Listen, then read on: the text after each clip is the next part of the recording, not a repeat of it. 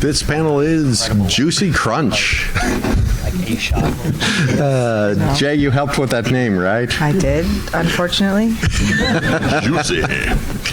So, we're going to have everyone introduce themselves, and then I'll give you some definitions so we're all on the same page, and then we go into what this is about. We'll start with Dakota and work our way towards me. All right. Okay, so guys, it's like, I've been here almost a week. I really need audience participation. Hey everyone, I'm Dakota Crowd. Yeah! Woo! All right. Super nice to meet all of you that don't know me, and all my friends. Super glad to see all of you. I write Cultivation, LitRPG, and Game Lit titles. I own Mountaindale Press, and so we publish a bunch of other fantastic authors as well. And so if you're looking for any of my books, look for Dakota Crowd anywhere books are sold. I have way less energy than that. I'm Nikolai Ganella. I write LitRPG. I write the Unbound series, and I also publish with Mountaindale Press. Hi, I'm Ryan Rimmel. I write Mayor of Noobtown and a couple other series, and I work with Athon Books for publication. I don't have that energy. I'm pretending. Hey y'all, I'm Jay Boyce. I also write LitRPG, you know. Thanks. Wow, what energy for Monday. My name is Matt Dinneman. Oh, beats me. He's got a brick to throw at I'm you. going to give this away to somebody, so... Oh, now they all know who you are. I write a series called Dungeon Crawler Carl. Yeah, the webtoon, yes. Hello, everyone. I'm Robert Small. I am a gamer with a statistics problem and the fact that I do it for my day job. But the reason I'm on this panel moderating is because I have 10 plus years of NDA signed playtest experience with several different games and RPGs and tabletops. Some computers as well. You soused it. Okay, so we're going. I brought coffee. I brought coffee too if you need it. So. It's not coffee if it's mostly meth. So real quick, some fast jet definitions that are important for this panel. Crunch is the system mechanics or the systems used in games and whatnot. I think they're fighting us. Juice is the fantasy you're trying to sell with your game.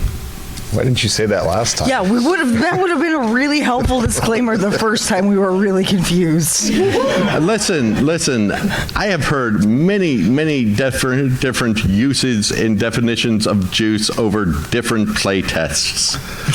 And if we want to be technical, there's macro, micro, the circular state of juice. All right. No, we're good. I mean, This is Monday. We don't do technical. so I'm going. I can solve one of those. So I'm going to start with the first question. Some people have told me this question is only slightly unfair. You have 30 seconds. Tell me why I should play your game without referencing another game and minimal use of jargon. Do we have a volunteer to start, either on this end or that end? I don't have a game. If you don't have a game, then you have game systems mechanics in your world, Matt right? doesn't want to go into his apocalypse. Try. People play Dark Souls on a banana. Trust me, he might not want to, other people do. And that's not even a joke. It's really amazing to watch. I gotcha. All right, so 30 seconds on the clock. Yes, starting now. All right, so here's the thing about all of my systems and all of my different series is I set them up as open formulas. That means that anyone that's coming in and doing the same input should be able to achieve what the main character achieves, right? So when you're coming in and looking for an escapism series, you can really self-insert and get your friends in there, and you can do lots of different playtesting stuff where all of you can do the cool thing. I said game, not book, right? And I said I don't have a game, so there you go.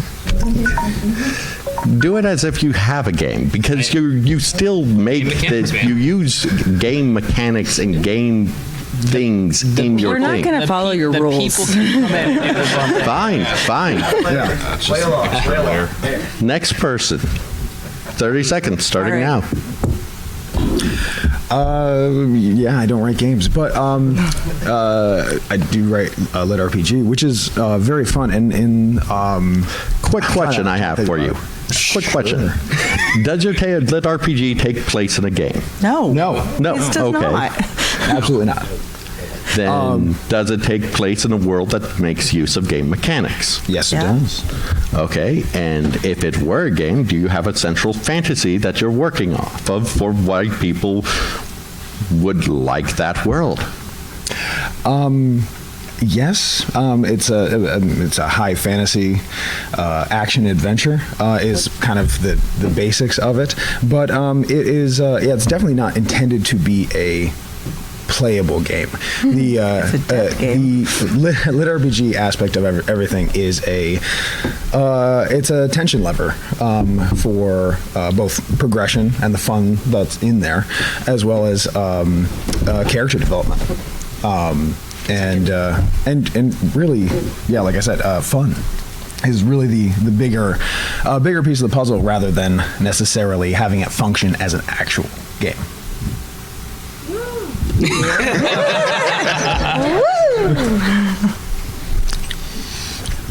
Okay, so in my system, you can level up every skill, every complicated skill like sword fighting and spell casting, as well as every minutia skill like breathing or idly skipping.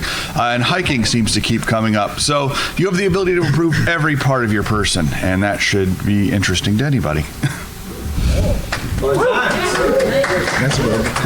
I do actually have a game. Yeah, so go for it. So my VR MMO is one of the things that I really would like to use in it is that I have time dilation, and I would like to have that so that I could do other things in time dilation, because I could write a lot more if I had twice the hours. Also, I have made character creation is really evil but really fun, and like having 1,000 different words that you have to like pick on from your character creation. No, okay, fine. Yes, the timer is real, people. So really, Starting now. Are you a sadistic person? Do you want to torture other people? Do you want to experience full pain, death over and over and over again? Yes. Then my game is good for you. Also, was he talking into the mic enough? Okay. I wasn't sure. Glurg. That's what glurp, glurp. It's too early. We're not supposed to say that this year. That's early. So the next question, and we'll start with Matt Dinneman. What is the fantasy your game, or rather your system, is trying to sell?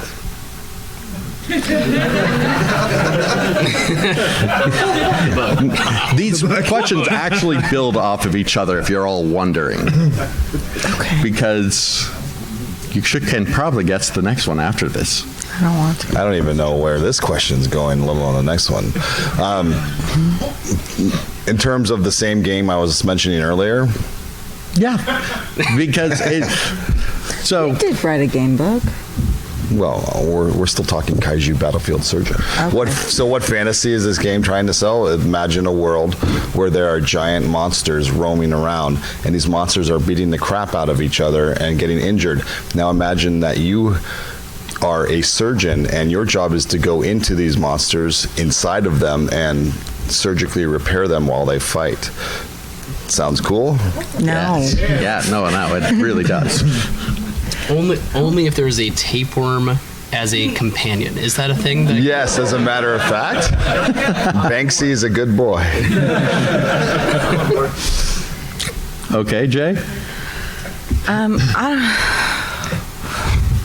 What was the question? What is the fantasy your game is trying to sell? What's the juice? What my Yes, that my game essentially- is trying to sell? That's very different from what my books are trying to sell. Well, that's the thing. I'm approaching this from a gamer perspective. Fine. Well, They write books, but they're books. we're here for the books, not the system. Have you read the description of this panel? Yeah, I helped write it. It doesn't say any. It says you're here for the juice and the crunch. Right. Okay. He's got us. Actually, I'm pretty sure it just specifies the Dude, I only helped setting. a little. The juicy crunch. So I'm going to say mine is living a second life. That is one that is more unconstrained by conventions and the mundane problems that we all face. Like it's being able to go in and be a hero and to have all of the superpowers and the healing and that stuff that I really wish we had.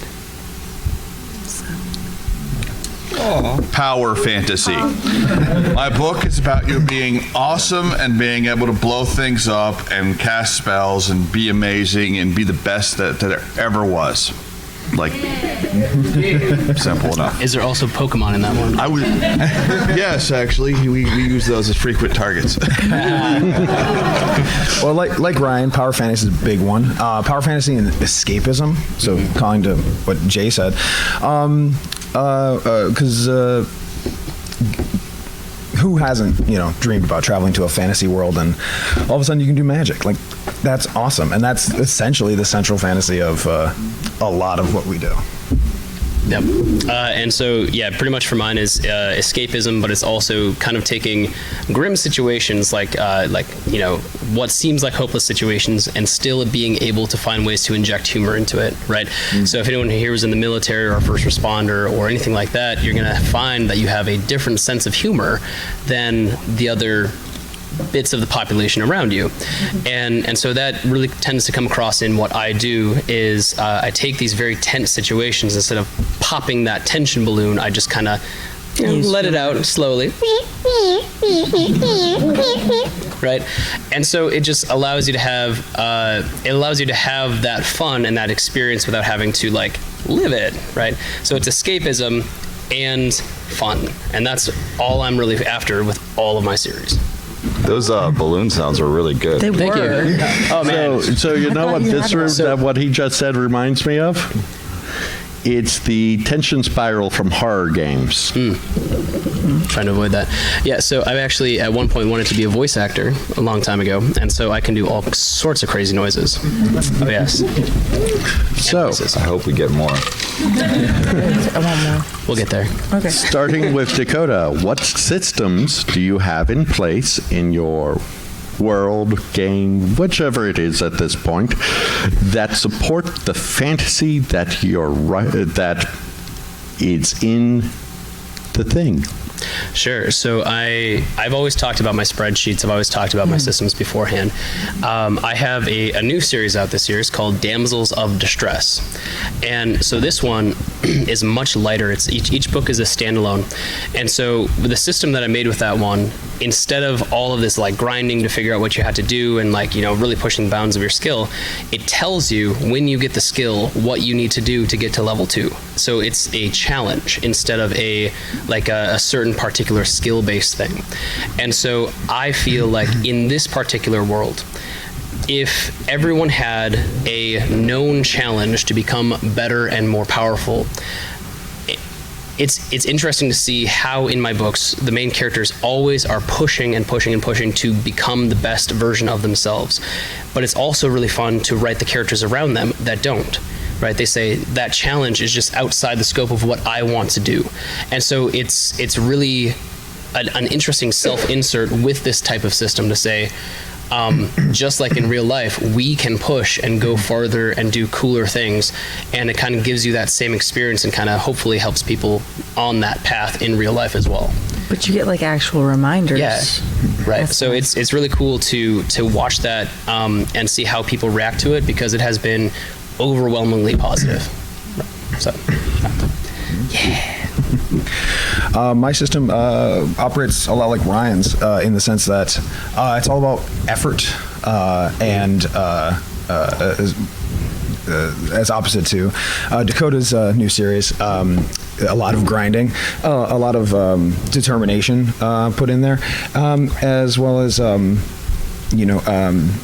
I do a big through line in all of my books of a lot of compassion and hope as a kind of thematic element, and that usually plays into obviously the heroes and how they progress and sort of how well they progress. And a lot of times it's through caring for other people. In a world where there's monsters trying to kill people and other people trying to kill people. So that is a core element to everything I do. In my system, I generally try to make sure that the player character can advance. It's very basic for a lit RPG. It's Monday, Yes. So how does it help support the juice? The juice.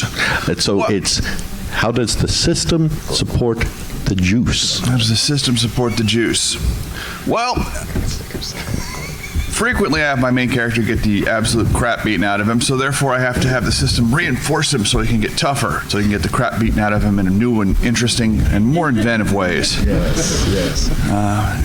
But, as you develop the system, you got to make sure everything fits together and there's still a good progress forward. But overall, I just find constantly needling the protagonist is a great way to do that. For this series, most of it is that it's more of a gauge of progress than it is the system causing progress. So that one is really, she's learning how to do it, and the more you know, the better you are. This one, the system is actually giving you levels and stuff, and so it's going to make you stronger as you go through, and she gets to get fun new things that, every spell is different for most people, and you can find out your own ways to play. I don't know. I'm really tired. I'm sorry. Okay, every time Jay talks from now on, you got to shout. Good job, Jay. And Oh, I think she did fantastic. Killed it, Jay. That was the best answer here. I know people who would play your game. I would play my game. Good job. I would. Please don't. Maximum energy, Jay. Do you want jerky, Jay? No. I need it now. Okay. Do you like beef or pork? I don't even know what that's supposed to mean. Okay. So if we're still talking about this one random book, Kaiju Battlefield Surgeon, the system is a magic-based system, and you choose your class and race, your race in the beginning, and there's different magic schools for each individual race, and it vastly changes the way you want to play the game. Each one's designed to be winnable, but each class also comes with an associated kaiju that you want to heal, and you level up You choose your elder god. Yes, and you level up just like in most traditional MMORPGs by killing things and developing skills. And there's a magic system, and then there's a healing system, which is a separate system which cures different types of ailments, including parasites and physical wounds and rashes and all sorts of stuff. And so you as the player must juggle basically 3 different systems all at once in order to progress. So this is a very and you could also take pleasant book. control of your kaiju as well and battle and kill the other kaijus in order to make your own stronger in the end. Okay. So I have a real quick show of hands sort of thing. How many of you know about the 3 broad types of players? Okay, so that would be the mechanical, the explorer, the role player. Okay. And these are things that come up when you're doing like play testing and whatnot. You don't have murder hobo on there. Murder hobos are almost always mechanical players looking to min-max and run wild. Okay. Great. All right, what about them? Okay, we're So ready. I was going to ask you all which ones would play your games, but since you all don't seem to know about it. Do you want me to tell you which ones I think would play your games? No, we got this. We're great. Okay, then let's start with you. What were the choices again? Mechanical explorer or role player? Yes. Oh, role player, definitely. Now, Yeah. yeah. Have you seen the whole audience of DragonCon? Yeah, of course they're doing role player. Well, Yeah. his would be role player followed by possibly explorer. This one is definitely more explorer / role player. This one could support the power people who want to kill people. It's both. This one would support all of them, but that one would not support the murder hobos. I tend to think that my book kind of, you're going to have aspects of all three. Can you please approach the mic? Yes. My book, I think there's aspects of all three. You definitely do good as a mechanical player, trying to min-max your classes, but there's lots of benefits to exploring, and Jim's a mayor. He's got to role play being a mayor all the time. I would say role player and explorer for sure. Heavy on explorer as well. I would say that I build different series for different experiences. So with Full Murder Hobo, I would say probably mechanical. What? Same deal with Completionist Chronicles. But also that one is very heavy into exploring, as there is multiple worlds and massive landscapes.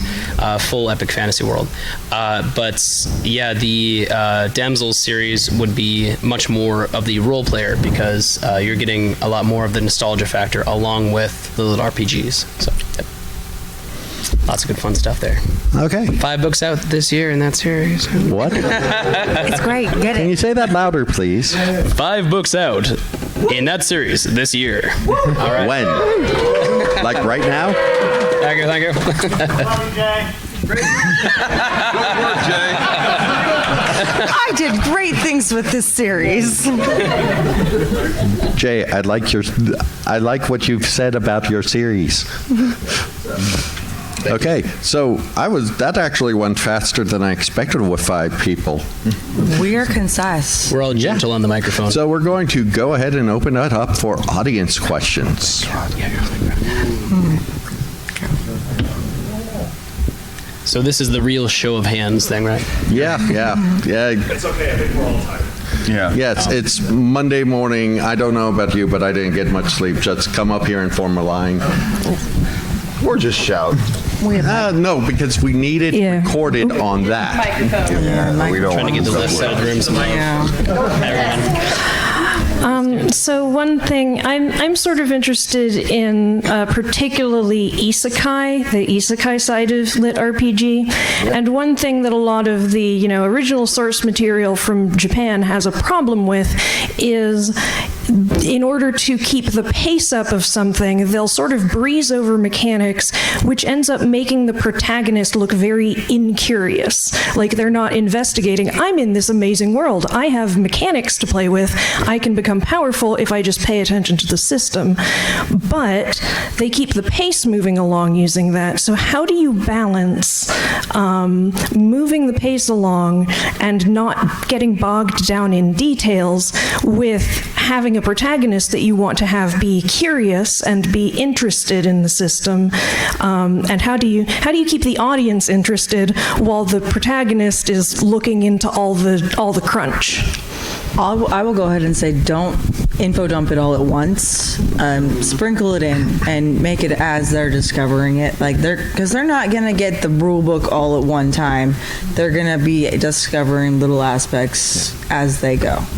I would say the biggest key is making any sort of exploration of the system or progression should be tied into advancing the story in some way. In that way, it moves everything forward while also showing the characters' curiosity, showing their ingenuity, and whatever else you intend to show with that. Yeah, and when you start writing it, it gets boring. You have one of your companion characters start screaming, "Oh God, no, not again." I'm very pithy, so I'm going to say that balance is kind of a lie. most of the time. So typically what we do is we just go from one extreme to another. So, our character will go off on this big, long tangent exploring system stuff. And then we're like, oh, crap, I did that for like 2 chapters, and now I need some combat. Quick run into the wilderness, right? And so a lot of it is just kind of running from one to another extreme, because you need the lore for these series, for the long series. You need to also watch the power creep, and you also need to progress the story. And so you're kind of just like, I'm going too far this way. No, quick, go back this way. Oh my gosh. Yeah, so that's a lot of the time how it feels. I agree with everyone. I think a lot of especially the earlier LitRPG had the opposite problem, where they corrected the issue you have, where they. It's not mine. No, and this is school, so now you have to answer in front of everybody in the class. And then they spend a lot of time explaining the system, and it's a lot of those, especially if you listen to audiobooks, a lot of those earlier LitRPGs, you hear lots and lots and lots of stats that just go on and on and on and on. Shut up. And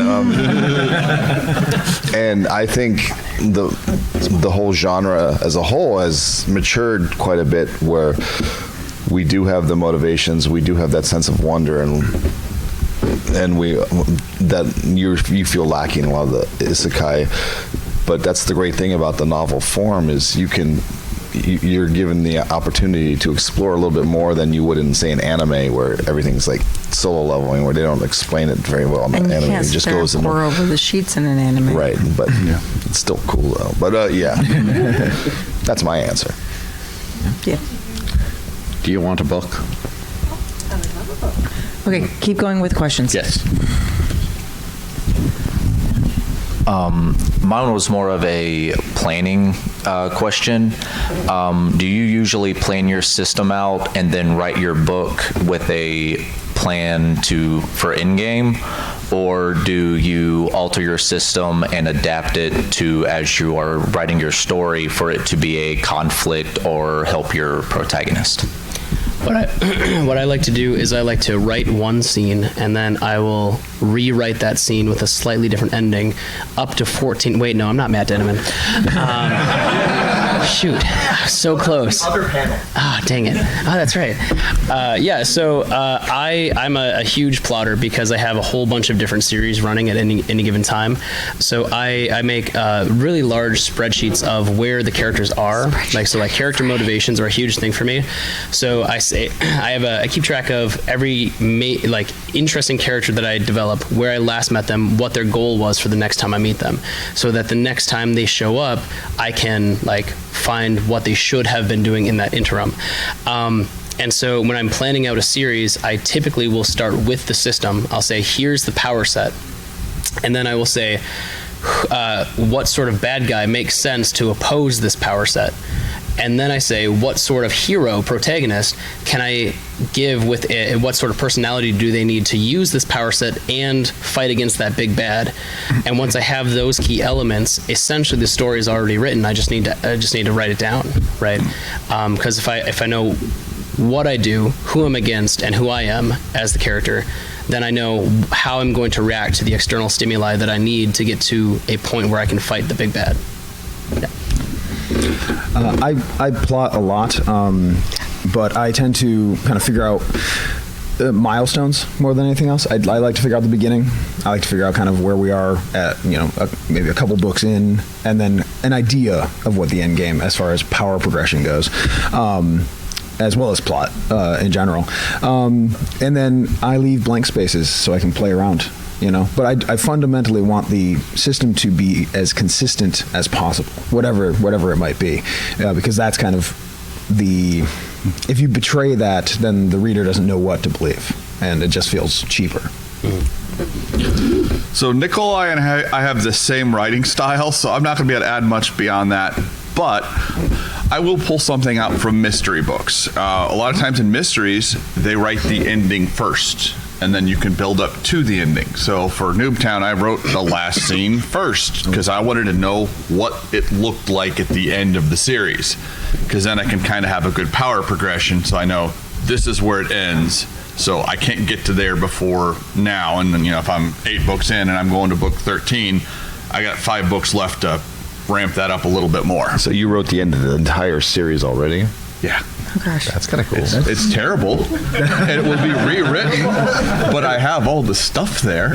It'll be great when you get there. Mine is that I think you should have the bones of the story. You might not have the meat and the muscles and everything out planned out, but you should have the base bones so that you know that consistency. And it's also good to know what the end of the power creep is so that you don't overshoot it. Because I don't know if anyone else reads a lot of like Chinese or Korean or Japanese novels, but I do.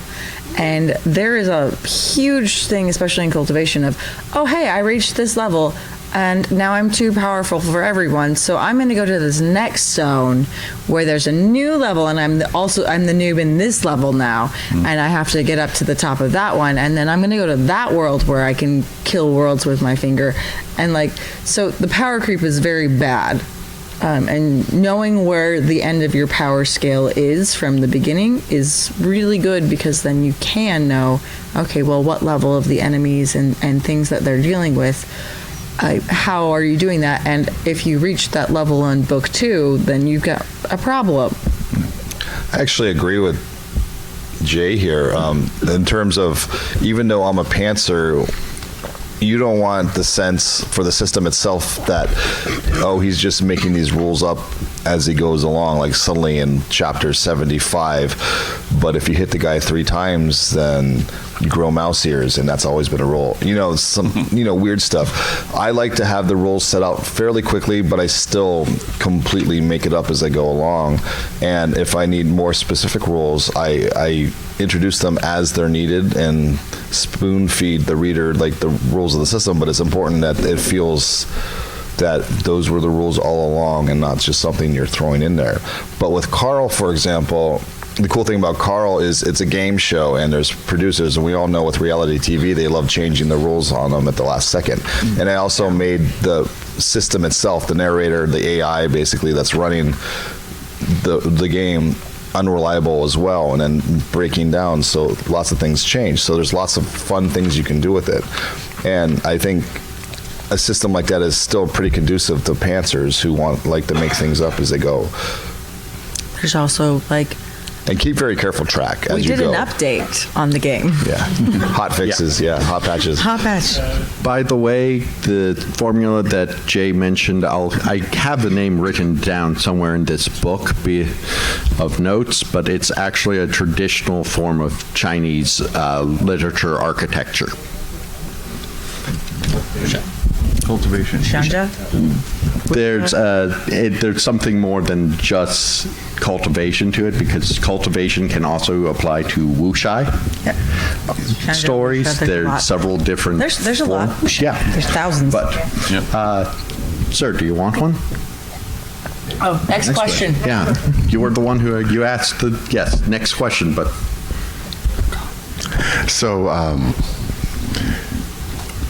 I'm most familiar with Dakota Kraut's work, but I've been listening to several of you throughout the con, and all your worlds sound amazing. It's because you have good taste. We're all here for LitRPG. We all have good taste. Several of the systems sound amazing video games. I would love to play those. Do any of you have any intention of ever turning one of your worlds into a video game? I like you. If the technology caught up, I would do it. I have lots of the systems. VR might be a bit much. Time dilation. I want the time dilation. I want the really intelligent AI that can handle all of the complex, like every single person chose a different thing and like how they all connect. Like if it gets to that point, yes. Yay, good answer, Jay. I don't know if I can follow up Jay's stupendous answer. It just seemed. You guys are so mean. That was the best thing that anyone's ever said today, Jay. I am sorry. I mean, it would be fun to turn my game into a system, but I think it'd be fun to turn any of these games into systems, except for possibly.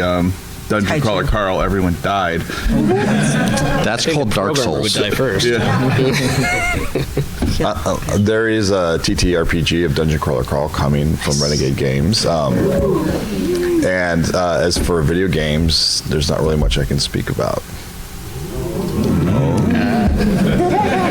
Mystery. You guys touched on this a little bit in the first question, but I think LitRPG has progressed a lot with how it presents stat blocks, stat pages, and really long achievement descriptions. I'm just wondering if you guys think that the future of LitRPG needs stat blocks, stat pages, or are we still figuring out how to maybe incorporate them better? Or do you think we're good and we just have, pages where maybe I'm listening to an audiobook and I hit skip 30 seconds because we can get back to the story? I actually have an answer for this. A lot of the first core fans of LitRPG were in it for the stats. That was kind of the cool thing about it.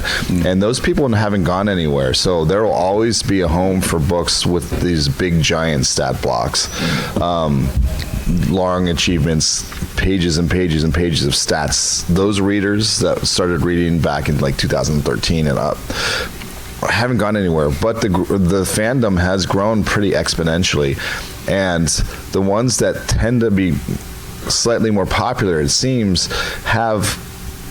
still have stats, still have achievements and all that stuff, but it's more of a light dusting. And for me personally, it was important that the stats themselves and all that stuff be entertaining to the readers, so they actually look forward to them.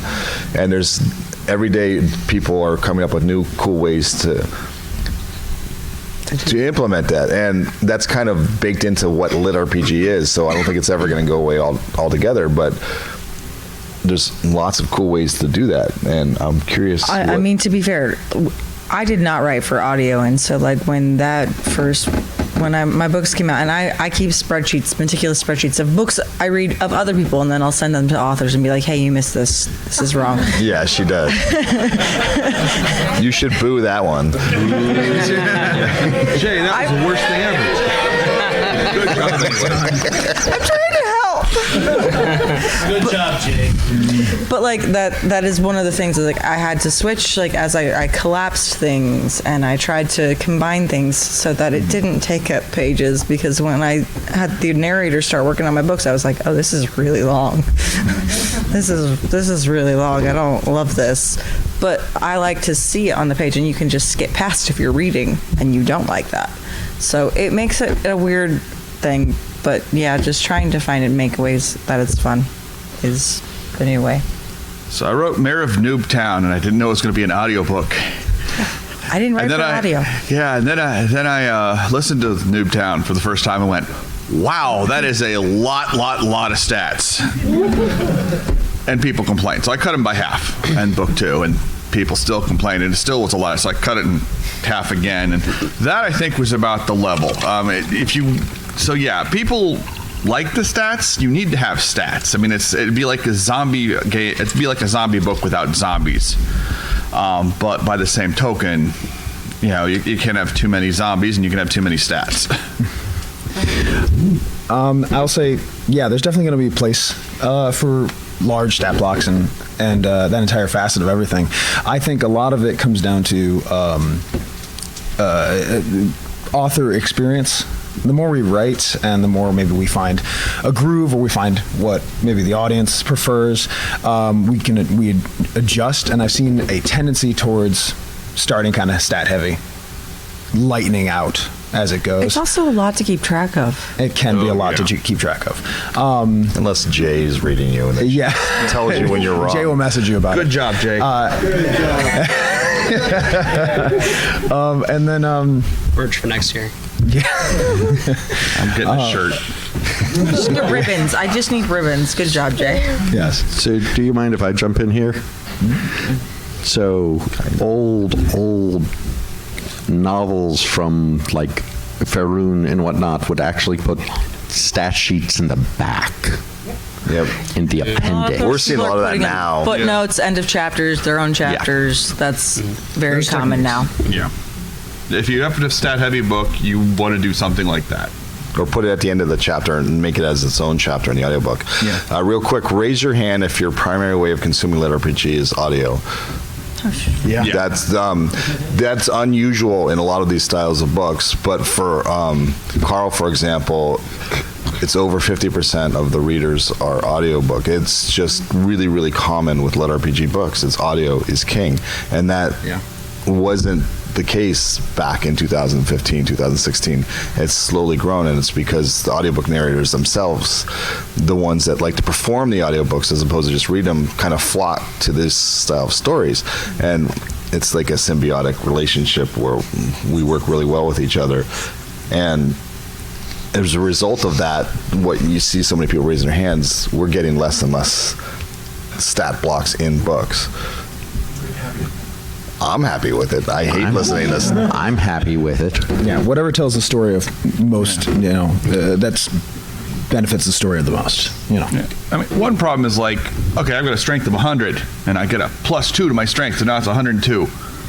Okay, what's that do? What does that? How does that mechanically advance my story? It adds 2. It adds 2. See? Plus 2 sort of strength. Yeah. Yeah. Wait, do you not translate your strength stat into newtons of force applied? Well, obviously, but without Jay's spreadsheets, I don't know how anyone can keep track of all of it. Real quick, I want to follow up on that Chinese That's thing. the actual thing I do. I'm going to butcher this name, so I'm just going to spell Let it. me see it. It is this one at the top. Jaja. Yeah. That's the story what I said. formula that you mentioned. Jay was always right. Good job, Jay. We love you, Jay. We love you, Jay. Since all the panelists here have written in LitRPG, and many of you are quite prolific, I wanted a very simple answer. Not your most popular, not your most recent, but your favorite stories out of all of them.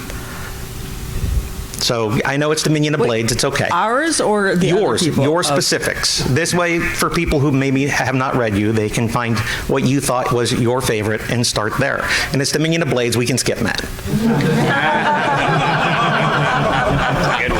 Jay?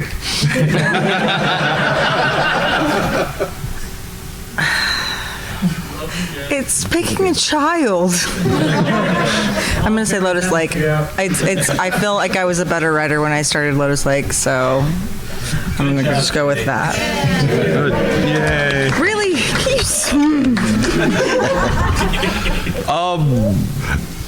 Since it's done, I want to say by 5th Era series, because I wanted to do a tabletop sort of lit RPG that had what actually happens in Dungeons and Dragons parties, and I thought that would be entertaining.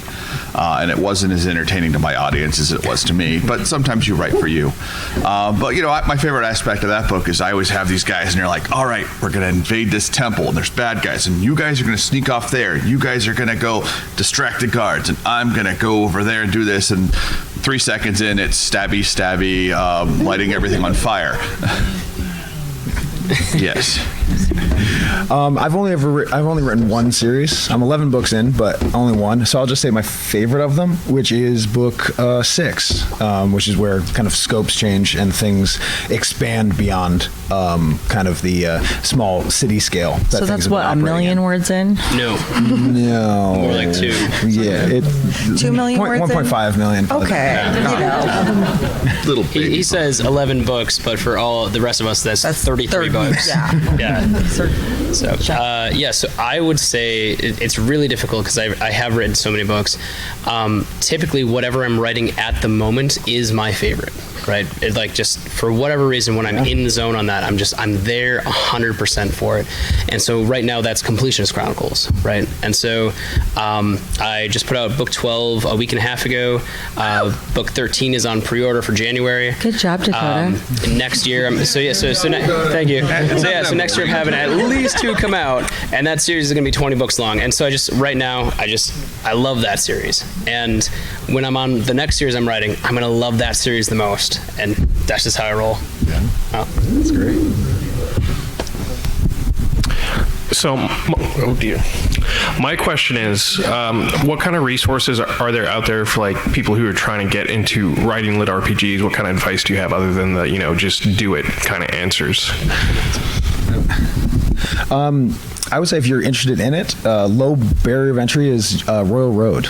Reading on that site and checking out the LitRPG selections there, you can see how a lot of people are doing it. I mean, a lot of people there are brand new to writing, There are plenty of experienced voices on there as well. But really, it's reading. Reading in the genre is the biggest kind of facet of any of this. I didn't do any real prep other than just read a lot before I ever started writing. There are communities, though, like there's Facebooks and Discord communities that you can get involved with that you can ask for advice. But Royal Road is really one that will also build your fan base and get you feedback. So. Best answer. Go ahead, Dakota.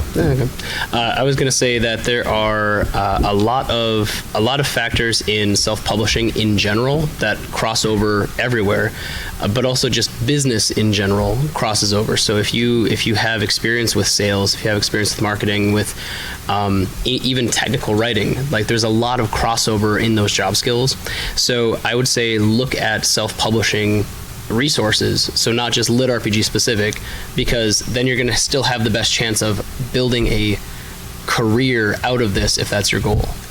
The best writing advice I ever got, well, not advice, the best thing I ever did for my writing was joining a workshop with other writers who didn't write the same thing I did. And what we do is we write short stories, and each week it's a different person's turn, and people workshop it and they talk about it. And you learn a lot by workshopping other people's stories, like saying what you thought about it, what you thought worked and didn't work. But you learn even more watching two people, like a person workshop another third person's story that you had read, and you see how other people are seeing something in different ways. Almost every community college in this country has a writing workshop that you don't necessarily need to be enrolled into college to join. And I think writers of all levels should work on their craft first before they want to jump right in. But Dakota's absolutely right. If you want to self-publish, there is so much you need to learn. So be very careful before you just start throwing your stuff out there, because it's okay to wait unless you're like 70 years old and you're dying. That stuff's not going anywhere. It's no offense, but then rush. Get it out now. There was a qualifier. He said 70 and. Well, you could probably wait too. But it's one of the biggest mistakes a lot of authors make is just throwing it out there very fast. Royal Road's great. Read everything you can. It's free. It's all for free. But also read a lot of the books that are popular. Read a lot of books that aren't popular. And if you find a book that's not popular, but you still like it, you need to figure out why it's not popular. And that's what I love to do, is I love to read a lot of these stories that just haven't really hit. And a lot of times I can figure out in my head why I consider them having not hit. And one of the worst things that can happen to any author is their first book taking off, because it kind of sets them in, it sets the concrete really fast, and it takes a while. My first book came out in 2003, so I've been doing this a long time. So it's okay to allow yourself to learn and just read, never stop reading, because a lot of authors also do that. Once they get into writing, they just stop reading. And read for pleasure as much as you can, and read in different genres, because that really helps as well. Bless you. And also figure out when you stop reading a story.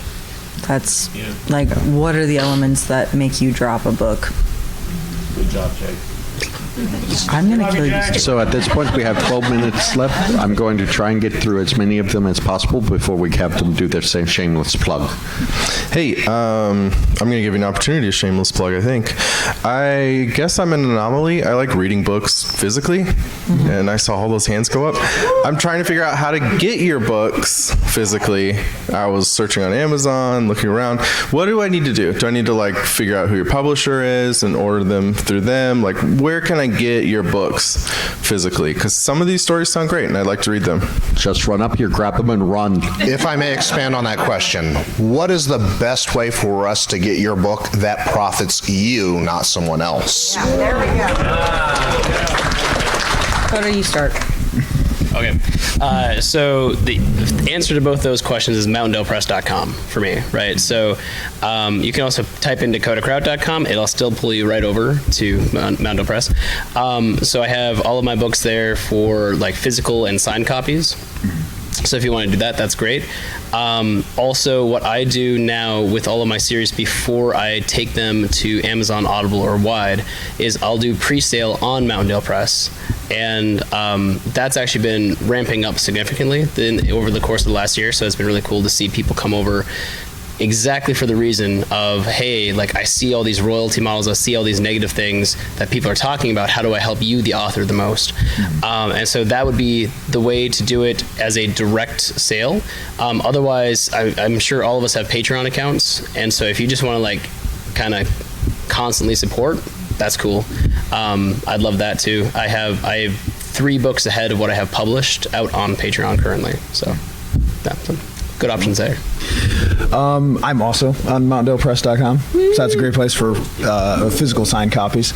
And yeah, that's probably the one that benefits me the most. But then otherwise, of course, there's Amazon and Audible. Yeah, Patreon and Amazon for me, basically. Patreon, Amazon. I also have some copies here that I would love to get rid of before I go. So my books are available also on Amazon, also on Patreon, and in most bookstores you can buy the Dungeon Crawler Carl series. But supporting us, individually, all of us would be thrilled if you got the book. It doesn't really matter how you got it, as long as you don't like pirate it or whatever.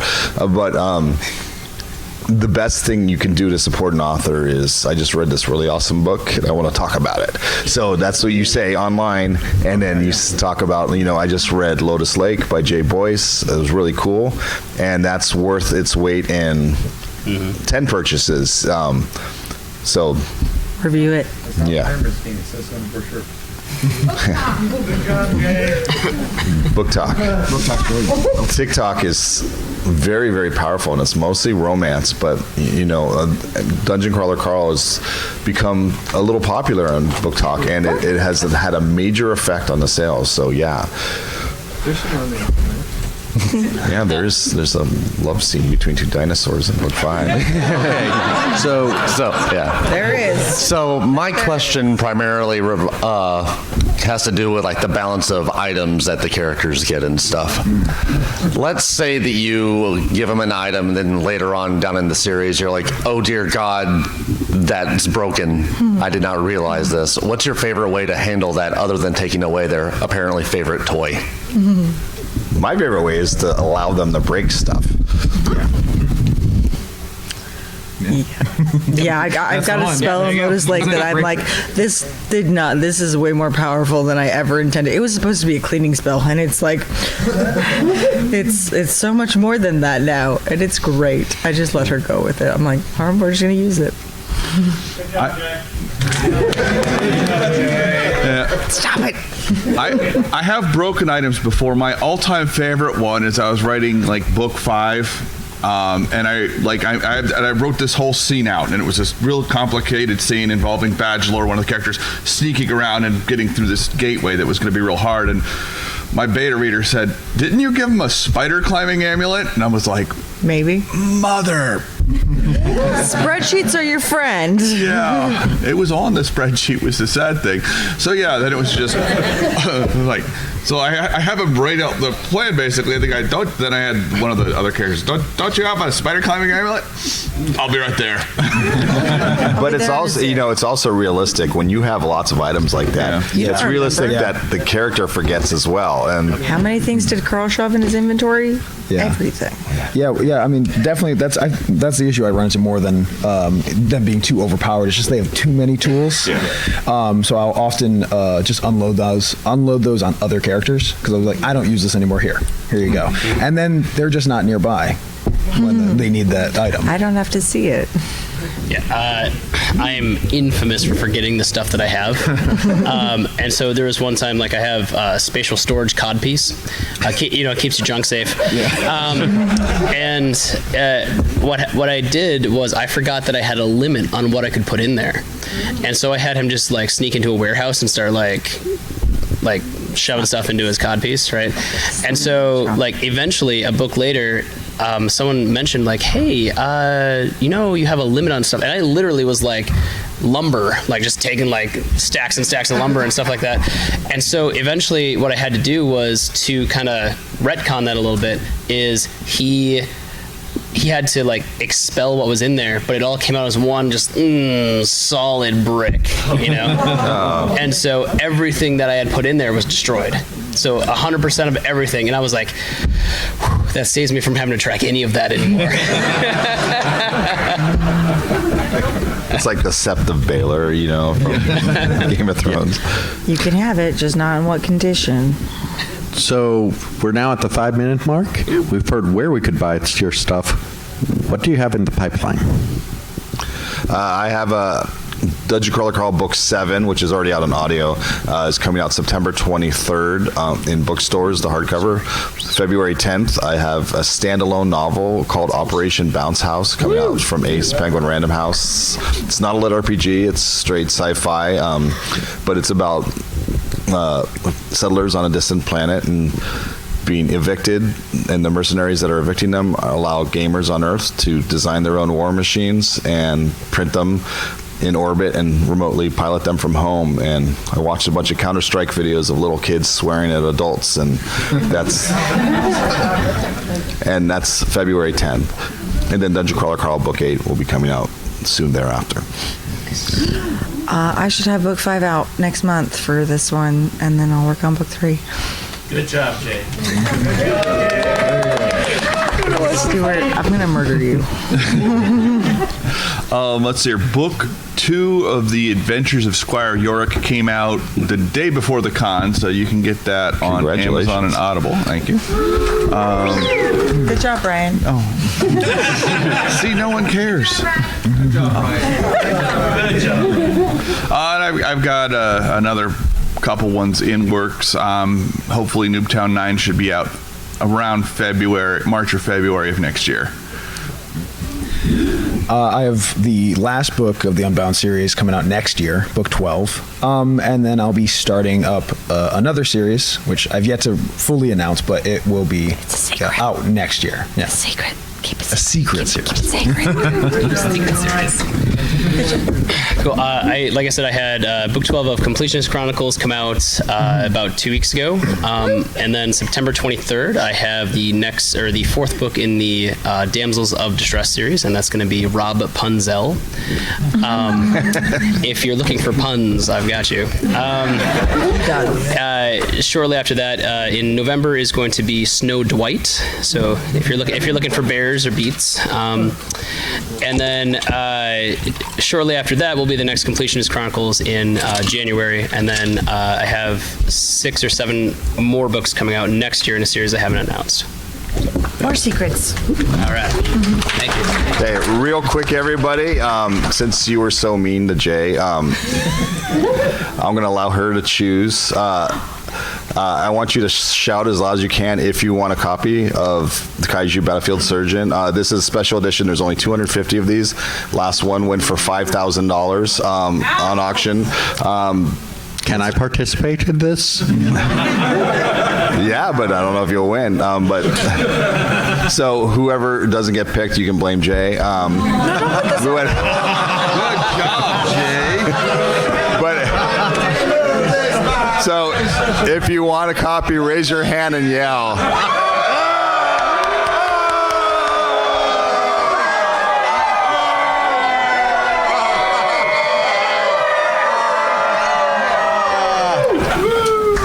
Okay, so the Logan Batman guy. Congrats. Wow, you're so mean to everybody else. I thought you were going to choose my brother. He provides you with drink.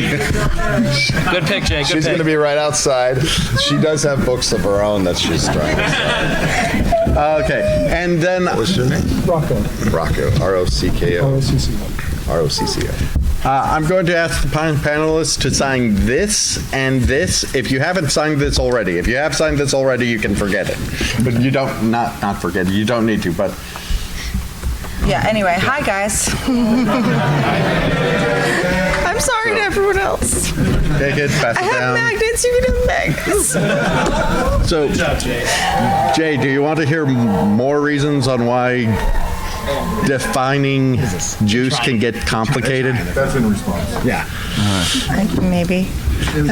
Some of it comes down to feel. And anytime you're talking about things that feel a certain way, it can get very Okay, so for abstract. context, a couple years ago, we did a panel on this as well, and we Yes. were all very confused because we You didn't know can his sign definitions. And this it was, side or this side, take your pick. it was a thing.